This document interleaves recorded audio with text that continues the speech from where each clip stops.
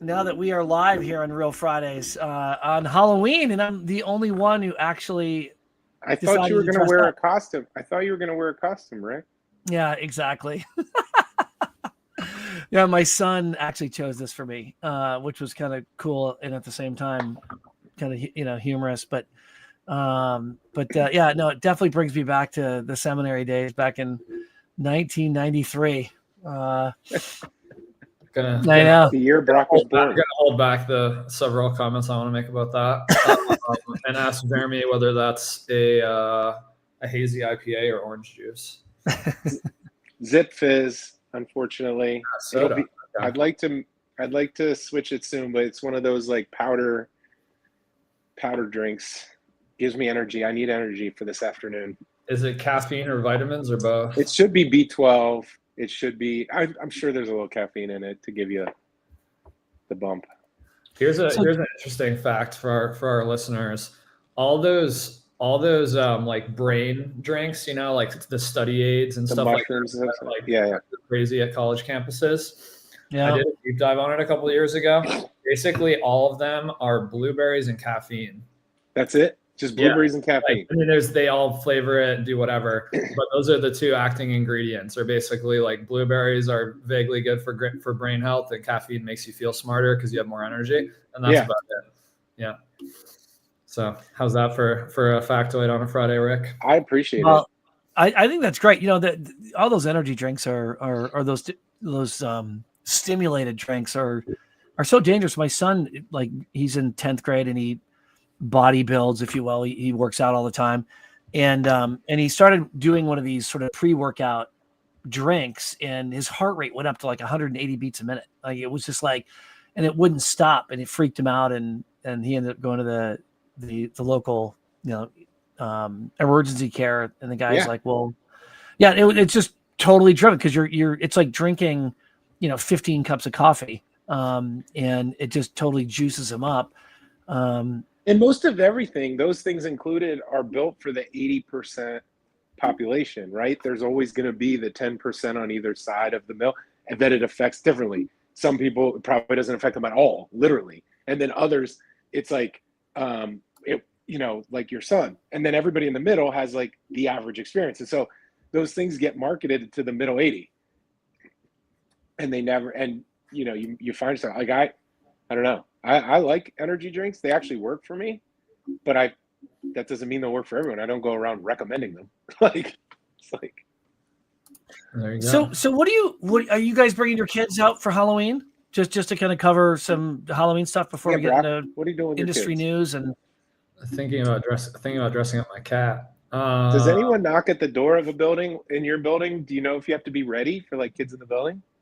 When I lived in New York, there were trick-or-treaters in my building. We were in a huge high-rise. My building in Boston is much smaller and much less kid-friendly. So I don't think we're going to have it here, but I think I'm going to go to a friend's house in basically in Back Bay, Boston, where it's like more neighborhoody.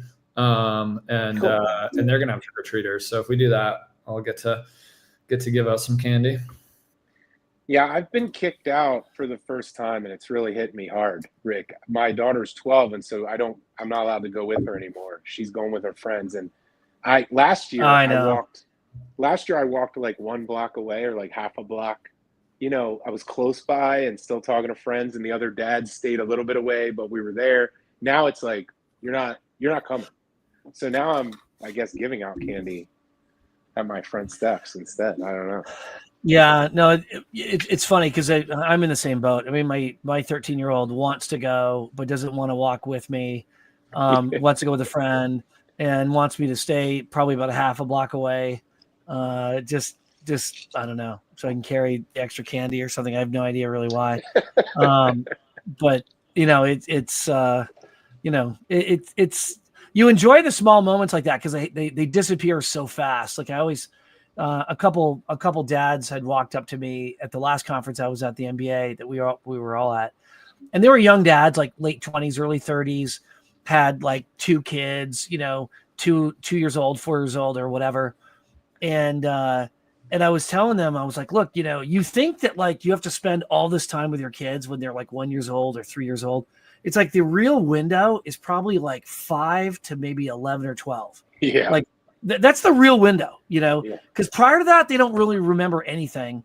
But like all these trips I took the kids on when they were 2 years old, 4 years old, 3 years old, they don't remember any of it. I was just making this argument last night with a friend. His kids are a little bit younger than my daughter, but I was explaining to him that exact thing, which is like, well, what are your core memories from when you were a kid? They're from this period of like 8 to 11 or 7 to 11. Right? So your point about, 5 or 6 to 11, like that's when a lot of your core memories as a kid are created. And then after 13, you're like, you start to be on your own more. And so your memories are not as tied up as the same way with your family. Still core memories, but they're more yours as a high school kid. So yeah, I'm with you. I agree. For all the young dads out there, get ready, man. It happens fast. The old axiom is that you raise your kids until about 11 or 12, and then after 11 or 12, everyone else raises your kid because their whole outward focus is their friends and their friends' families and what's out in the world. But prior to about 11 years old is really, the operating influence. But no, it's crazy. So so Halloween's going to be, those days are numbered as far as being able to get out and go door to door before it starts getting creepy. And, and so, but, so let's talk. Yeah. But yeah. You look like you're dressed up as Maine as you always do. And Jeremy, you look like you're from Vermont. So it's like the Vermont flannel is like a perfect look. My New Hampshire wife bought this for me. So she's really trying to make sure that we don't lose the New England. Yeah, I will say I was pretty blown away at the Housing Wire IMB conference the other day, Rick, when we managed to talk to a group of people where I want to say like 6 or 7 people, and they were all in Boston and Vermont. They were all in Massachusetts and Vermont. It's like that doesn't happen very much at a conference in Dallas. Yeah, no, look, well, the Housing Wire conference you're talking about. Yeah. Mm-hmm. Yeah, no, it looks like we lost. Yeah, the folks from Better and from a few others. Yeah, there was 2 guys from Better that I spoke to. One was out of New York. The 2 young guys from secondary, from capital markets. Yeah. Super. But talking about one of my friends, one of my former employees at Easy Knock is now one of the first hires at Better. Patrick Ray. They're selling the Tin Man platform. So just joined them on the BD team. He was out at MBA. I don't know did you see him, Jeremy? I did. I've actually, right? I talked to him at the exhibit floor, and then I missed their demo. Tin Man demoed at 3:30 one of the days, I guess Monday, and I missed it. So he and I set up some time to talk after MBA. Yeah. I wanted, to better understand the Tin Man offering and the competitive landscape. We'll get him on here. He might. Yeah. He's a listener occasionally. So if you're on today, Patrick. Hey, Patrick. Come join us soon. Tell us about Tin Man. Tell us about Tin Man. Yeah. That's a good. Tell us about Tin Man. That should be their logo. When I was talking to 2 of the employees from Better that are in the capital markets group, they both were pretty young guys. They're like 26 and 28. In fact, those 2 guys were hanging out with Samir at the MBA conference in New York, in Las Vegas. And they were joking how they were like the only ones under 30 that they could really find at the conference, Yeah. And so I took a photo with them, but it was interesting because it made me think of like the direction of a company. And you get a company like Better that is very forward thinking, that is very focused on the future of mortgage. And how can you let me turn it the other way. How can you create the future of mortgage with everyone, if you're employing everyone who's been anchored in mortgage and the way things have been done? Yeah. You don't want to waste the fresh eyes, right? Like that was a big thing with one of my mentors, who I know Jeremy probably considers a mentor too, Doug Siebel at Rocket, one of the C-suite guys at Rocket Companies, and he ran Rocket Homes when I was there. He would always say he would always speak to people a lot in their first month joining the company, and anyone leaving their last, 2 to 4 weeks at the company. And it was like, don't waste the fresh eyes and don't waste the person that has like nothing to gain who's on their way out. I always thought that was really smart, but I think even more so on the way in, there are some teams, a lot of vendors get a really hard time for not having mortgage people. But it can be a strength as well. Obviously you need a mix. I think you do need a mix. I was the only one with any, background in the mortgage side of the industry. Obviously everyone has real estate backgrounds, but you can almost create there's a corollary between how much capital you raise and how few people on your team that are actually from the mortgage business. It's like the more capital you raise, the fewer there are, It definitely is a theme that is, well, they haven't fixed it themselves, so we have to come in and fix mortgage. And there's kind of a lack of understanding of just how irrational mortgage is. I was just saying this the other day. I think mortgage is an irrational industry. If you come to it with a rational perspective, the first thing you learn is that RESPA is crazy, backwards, and not rational. The next thing you learn is that underwriting has absolutely nothing to do with actual income. Cash flow. Yeah. It's irrational, in my opinion, and a little crazy the way we do income, which is you get 100% credit for this income, but 70% credit for this income, but 80% credit for this income. And these assets mean this, but these assets don't mean this. Like, that's not going to make sense to somebody not from the industry. And then lastly, the way we do appraisals and inspections are irrational. They're poorly timed. They're very subjective. And so you bring all that together and somebody comes in and goes, I'm going to change all this. And they bring common sense to the mix. And then they find out $100 million later that this is not a common sense industry. Yeah. And that all the things that work everywhere else, discounts and bundling, discounts and bundling, namely, are, if not illegal, like very complicated. Obviously NewsUp navigates that stuff, but people ask me, I'm on my LinkedIn, I have an active role working for a venture company, right? Like I am an investor, scout investor for a fintech venture company. And the amount of pitches we get of mostly not to me, mostly to the guys that work full time there, the partners, but the amount of pitches we get of this is how we're going to fix mortgage underwriting with cash flow underwriting, or this is how we're going to fix real estate with zero commissions is unbelievable. And it's been that way forever. Redfin started that way, right? Redfin was it early 2000s? They had 1% real estate sides. And they got to their exit, congrats, but they had a really, really hard time creating a profitable business because of all those industry dynamics over the years. They got better and better at it, obviously, but that's such an easy example. Yeah, you have to create a culture, Rick, where people are allowed to ask questions and allowed to challenge assumptions, but somebody in the room also goes, here was the last time we tried that in this industry. Here's what happened. That may or may not make the next time true, but at least you have it as foundation for deciding your roadmap, deciding your efforts, deciding your investments. And so I think it is the combination of keeping people, like Brock said, keeping people asking questions with fresh eyes, but also saying, okay, last time we tried this, here's where we went wrong. So are we going to try it again? And what are we going to change? Or is now how you make decisions matters. Yeah, I try to stop myself pretty often with our especially with our product and design team at NewsUp. I try to sometimes I'm just this is how to do it. This is how the industry looks at it. But sometimes I try not to do that. You guys are going to come up with better positioning than what I've seen someone else do. So it's a fine line. It is interesting because we can ideate, or people can ideate solutions to problems within the mortgage business pretty easily, which makes, from the outside looking in, it makes the mortgage business a really easy business to disrupt, right?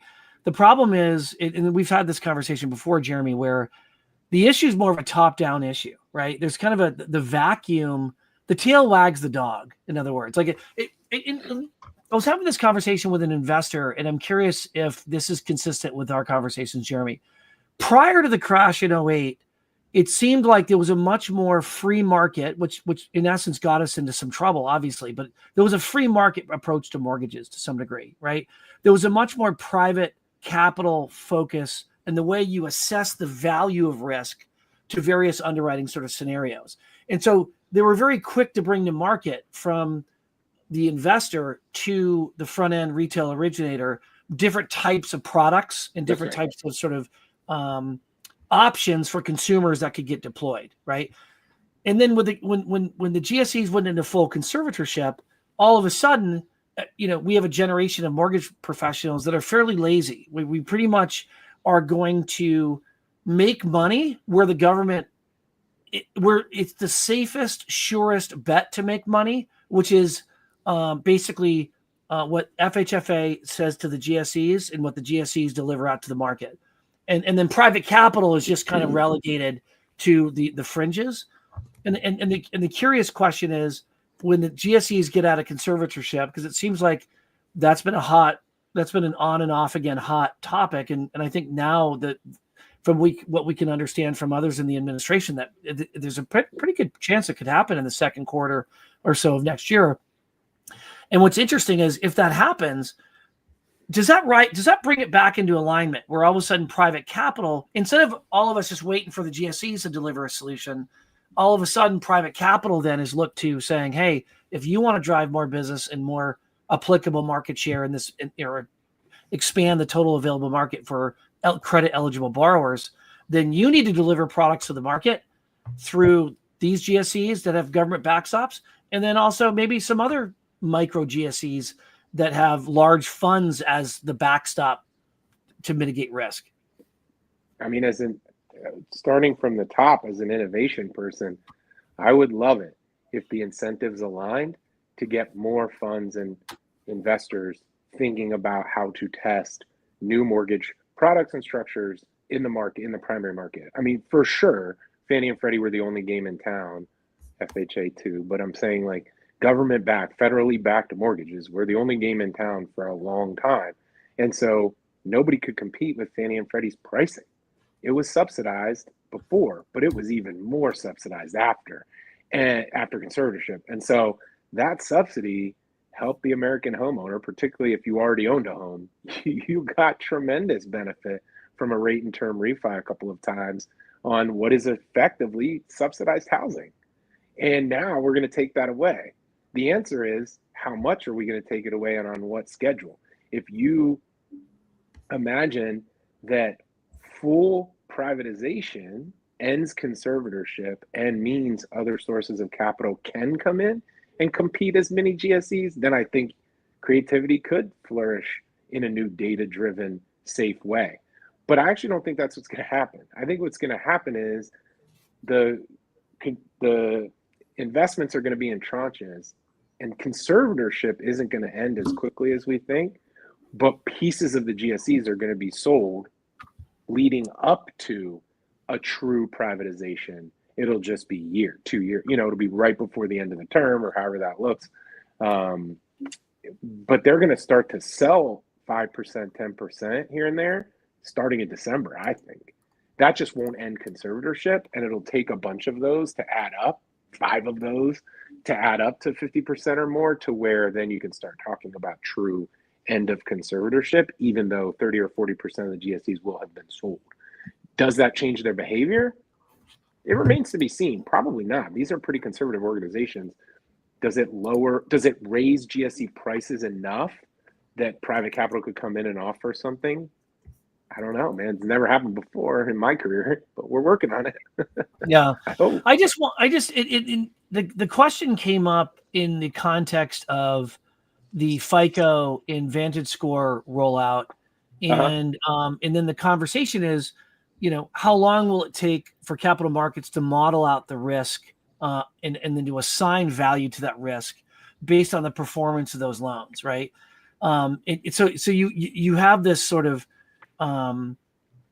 this evolving role of private capital around a private innovation of the assessment of risk to the consumer, and what are the implications of that toward other products and innovation of products. And then it sort of then it just sort of rolled into conversations around the GSEs. Because ultimately, because I wonder what happens in this world in this flexible world.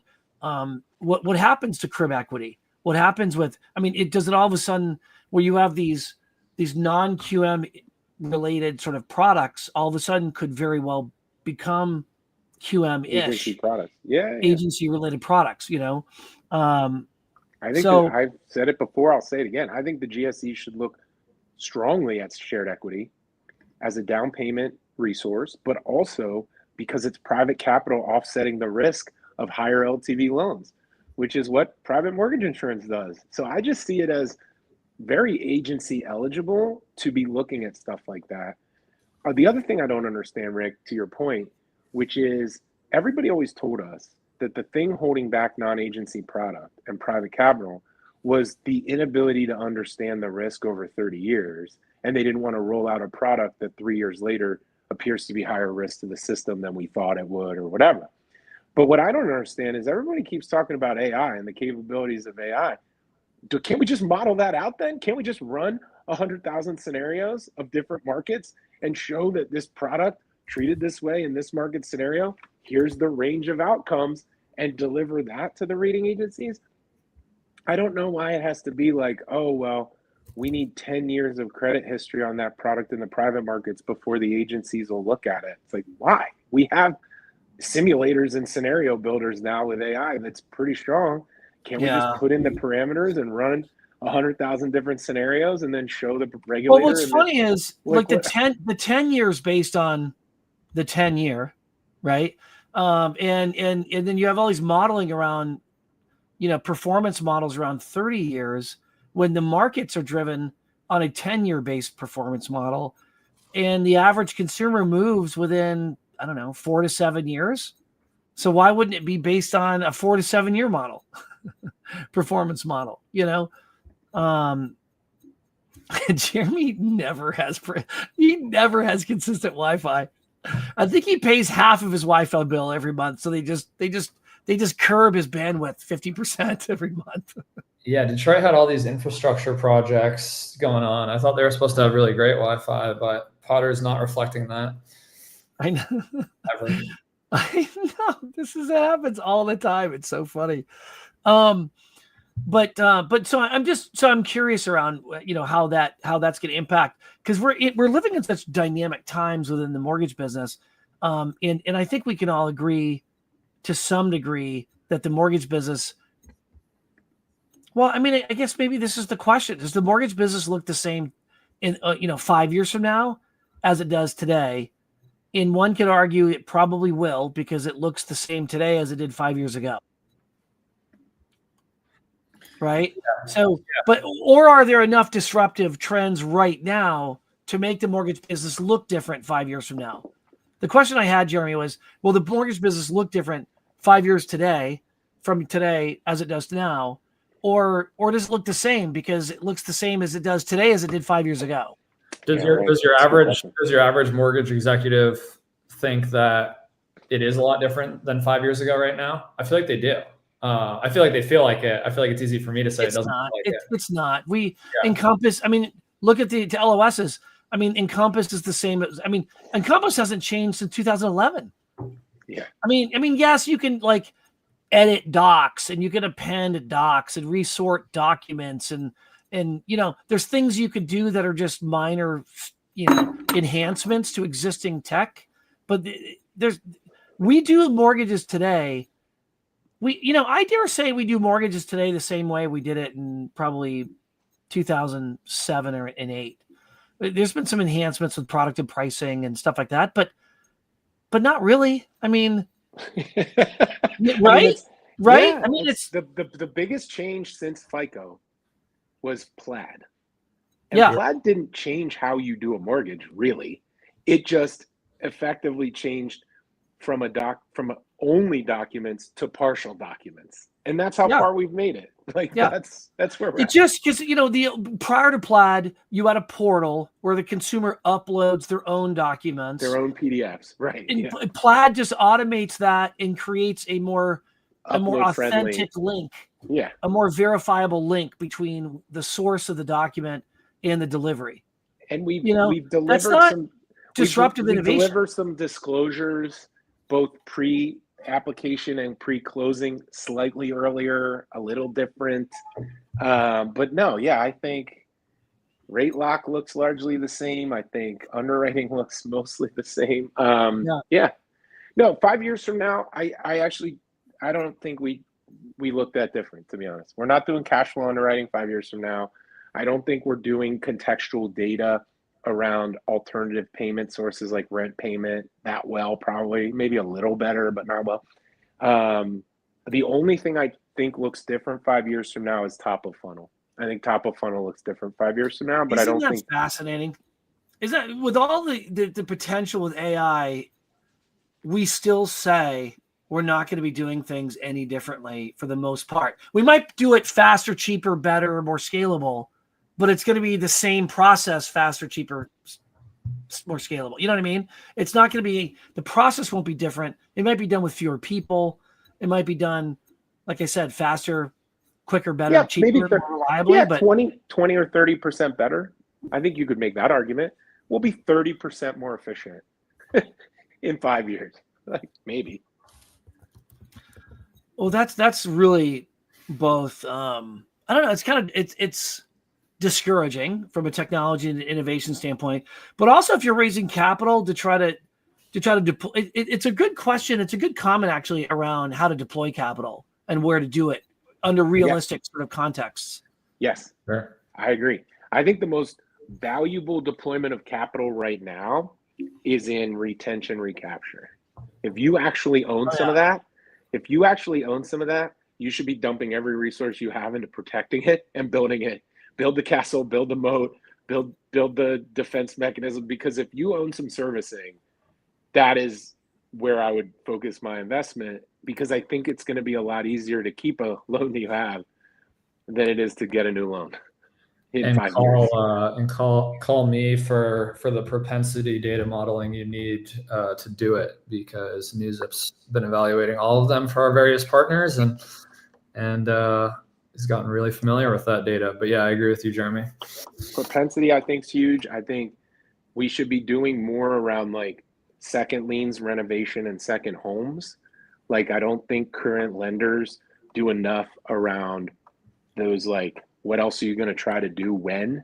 Yeah, all those propensity. All those solar liens to clean up. Yeah, you and I were just talking about that. We were just talking about that. I had a partner tell me last week that over 50% of their cash out business is coming.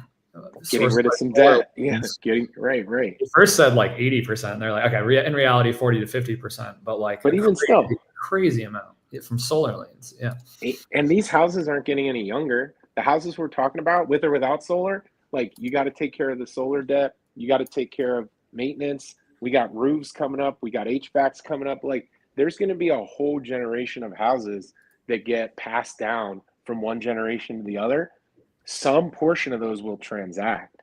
So I do think there's some hope for new loans in, demographics or destiny, where parents are giving their houses to their kids over the next 5 to 10 years. But for the most part, I think those kids are just going to keep those houses, to be honest with you. I don't think those are going to be a ton of new mortgages, but we'll see. Yeah. All the assumables too. So unfortunately, I just saw the time. I got to drop at 1 today. Happy Halloween. Hope you have a great time. Good to talk to you. We'll see you in Charlotte for the Lending Tree Summit next week, I believe, Jeremy.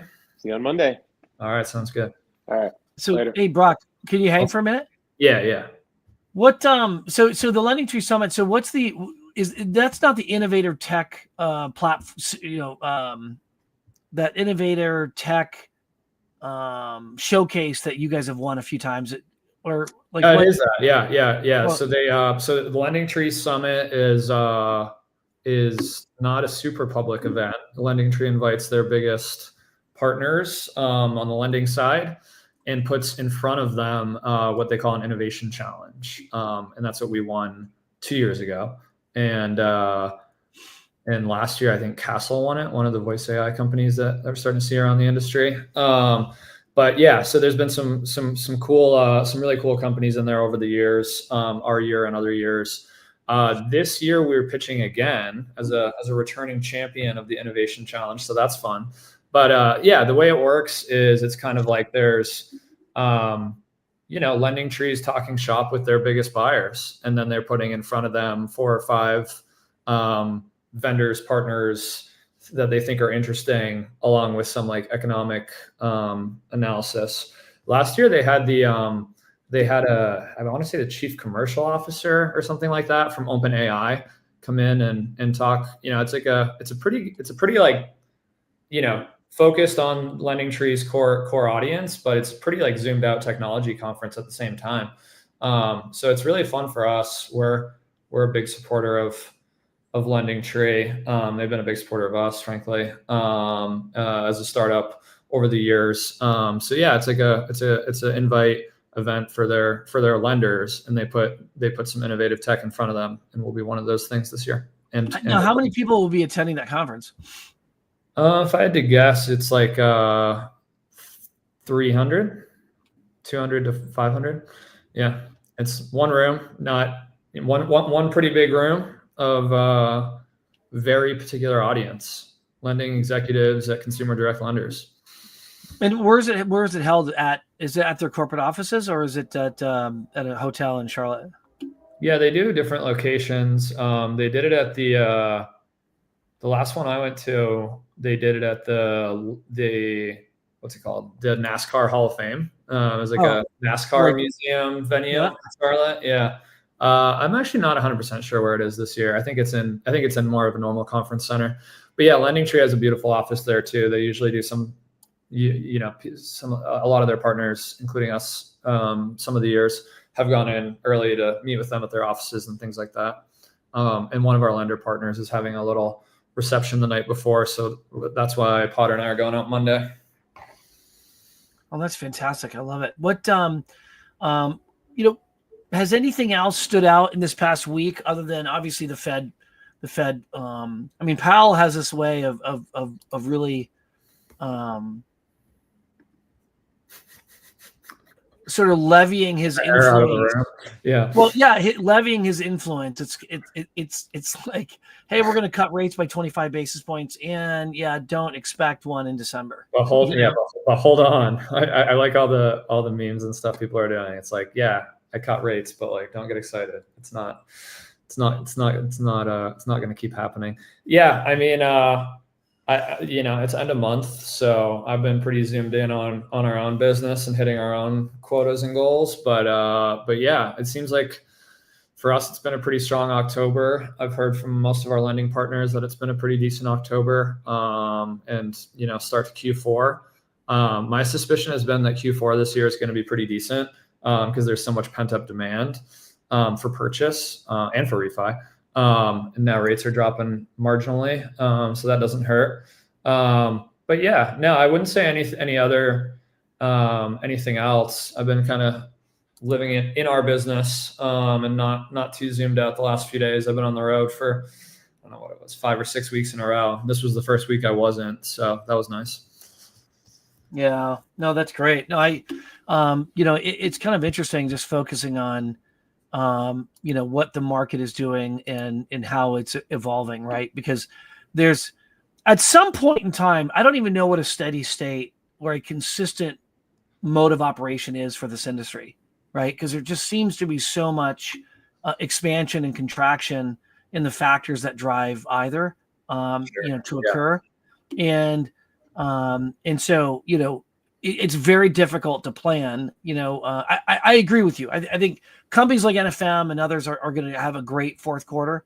We'll do more production than we did last year. And we'll do probably just shy of 9 billion or so and we did just shy of 8 billion last year. So, I mean, I think we're growing at a good rate, as a lot of the top lenders are, right? It's really that small to mid-sized lender that I think is experiencing so much of that pressure to either cut costs or to gain market share, to kind of wrestle that. So I don't really know what I know what the industry forecasts are for 2026 to be a slight uptick to where we are. I feel like everyone's just projecting the same. 2025 over again, maybe just a hair better. But what's interesting, can't really complain about that, but it's certainly not like the payday everyone was hoping for, a year or two ago. Survive to 25. Now it's just like normal. Well, new normal. Carrington Mortgage, it was just announced a few minutes ago that Carrington Mortgage acquired a consumer direct platform called Reliance First Capital out of Melville, New York. A really pretty successful consumer direct platform. Yeah. And they and I've been kind of tracking that company because Reliance is about $1 billion a year in production, but they had a pretty sizable servicing platform of about $3 billion, and Carrington already is a pretty sizable servicer themselves. So it's another mirror echo of the trend that we're seeing of a large servicer, Carrington, who also has a retail platform, who now is really doubling down in this acquisition for a consumer direct platform. I mean, I don't know what the numbers are on this, what they paid for it. They're not public, but I could guess they probably paid on $3 billion in servicing, probably $35 million, $40 million in cash. For the company, maybe a slight premium on that, maybe $50 million. But just depends how it was negotiated. Yeah. But that's a really successful. It kind of leads. It's interesting because the value of consumer direct shops had always been pretty much diminished because of the low margins that they have. But now it seems like there's a really interesting exit opportunity for consumer direct platforms if you have any meaningful volume. Yeah, I hear a lot of in the seat we're in, where we're a mixture of working with consumer direct lenders or helping more retail lenders sort of like launch a hybrid type business as their out of market agent partner or national agent partner. We have kind of an interesting seat on that. Yeah, I mean, I always like what Brian View had to say about it, of like every loan officer is going to turn into a hybrid loan officer, and that was always his positioning with FinLocker and lots, and now he's working with the NBA. But that's kind of like, I always like that read on it, of everyone's turning into sort of a hybrid. Retail is looking more like consumer direct. Consumer direct is starting to look a little more like retail in some ways. But yeah, that's always the trend I've been betting on, is that consumer direct continues to be it's going to start to look indistinguishable. It's going to, like, consumer direct tools for retail models, things like that. And that's kind of how we position NewsZip. So I like that trend. It makes sense to me that consumer direct is you have more levers to pull. You can grow it faster. You can shrink it faster. You control your budgets a little more firmly. But yeah, it is lower margin. It is higher risk. If you're not good at it, you can lose a whole lot of money real quick. So all those things are true, but it's good to see a successful exit, for a company. Yeah. Like that. Yeah. No, it's pretty fascinating. And I'm probably going to write my next LinkedIn post on that particular deal, because I think it's it's again, it echoes existing patterns. So it continues that drumbeat. And I think that we're going to see a lot more activity on the M&A front. I'm working on some deals, and I know a number of other people who are working on some deals that are going to be announced in the first quarter. So just, I think it's kind of a time where we'll see a lot of, further consolidation. But then with consolidation, I think it'll drive the need for smarter tech to be able to handle greater volume and to eliminate inefficiencies that arise from, companies being acquired. Sure. Yeah. That's an interesting one. Cool. One thing I wanted before we drop, I wanted to show you one quick thing. I just wanted you to get your eyes on this. before you go any further. So basically, what I did, and I don't know if you've had a moment to take a look at it, but what I did is I started outlining all the different conferences over the next, 12 months. And I've just basically begun, right? Obviously the Lending Tree Summit is one that, but I'm putting that in there for next year, for 2026. But I'm hoping to be able to populate this in a way where we can collaborate on who's attending the conferences. We can select who, and whether or not any one of us are speaking at those conferences. But I think this will be really helpful to know who's attending what conference and why, and we can start collaborating around. And I suspect people listening may want access to it once we build it out a little bit. So let us know in the comments, and Rick can give you, or either of us can give you access. I need to add some stuff to it, namely some of the real estate conferences, real estate innovation conferences that we go to. Yeah, I would love that, because a lot of the tech conferences, I'm not like the Intelligent Housing Summit or something like that Jeremy's going to. In Texas, like I would love that. I just need to find Potter's on the road a lot. But yeah, I'm putting in some speaking requests or applications or whatever you want to call it for a couple of the real estate innovation conferences as well. So I'll add those. Cool. No, yeah.